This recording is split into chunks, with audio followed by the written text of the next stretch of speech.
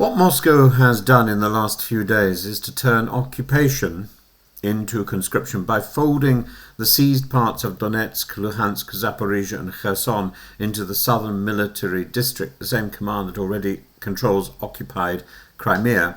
The Kremlin has created a bureaucratic bridge from "we occupy you" to "you now owe us military service."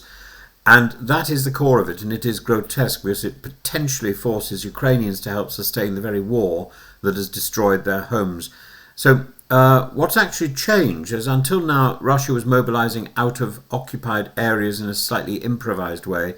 It used local military commissariats, pressure for Russian passports and raids to meet quotas. By placing these territories now formally inside a regular Russian military district, Moscow can say these are not occupied people, these are residents of a Russian region, and Russian regions supply conscripts, and in an attempt to wrap an unlawful practice in lawful-looking paperwork, it's occupation by Excel spreadsheet, and it is utterly foul.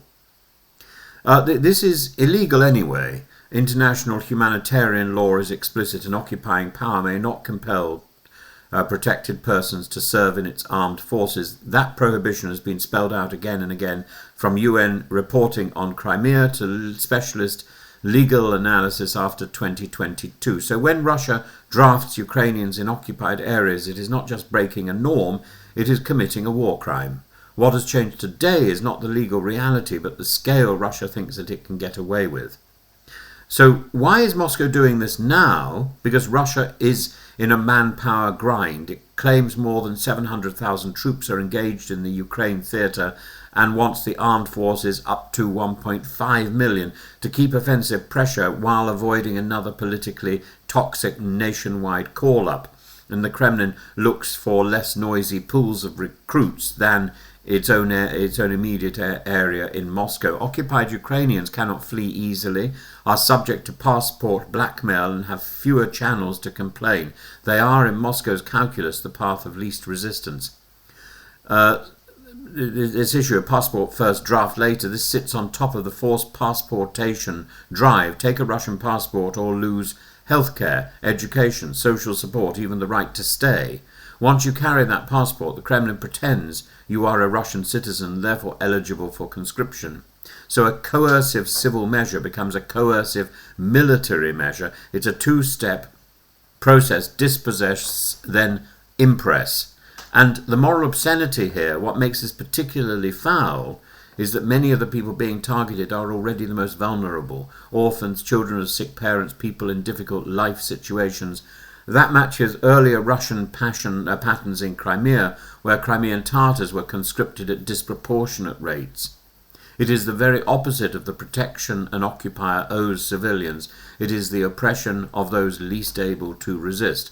From a Russian staff officer's point of view, putting these territories under southern military district control simplifies command, logistics and accounting. One district gives the orders, keeps the databases, enforces electronic summonses, and pushes people into voluntary compulsory contracts, which Russia has been doing for several years now.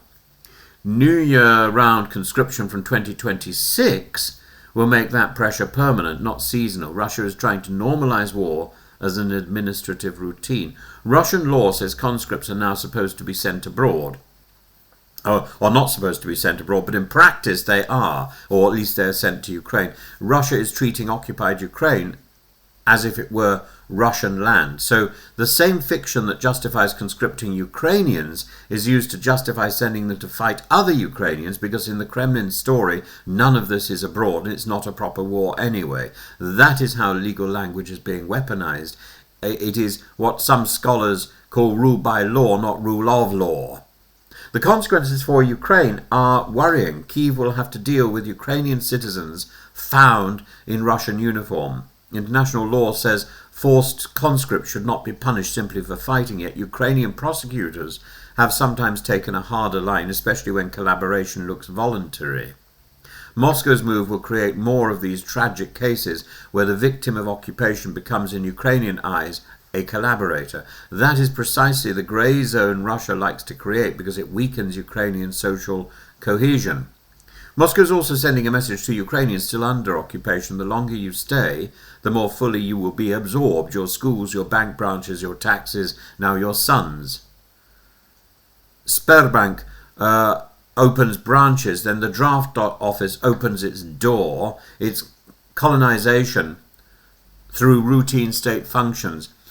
And so how should we characterize this? We should call it what it is: the forced militarization of an occupied population in order to compensate for Russian losses. There is nothing defensive about it. There is nothing integrationist about it. This is an abuser making the victim hold the whip.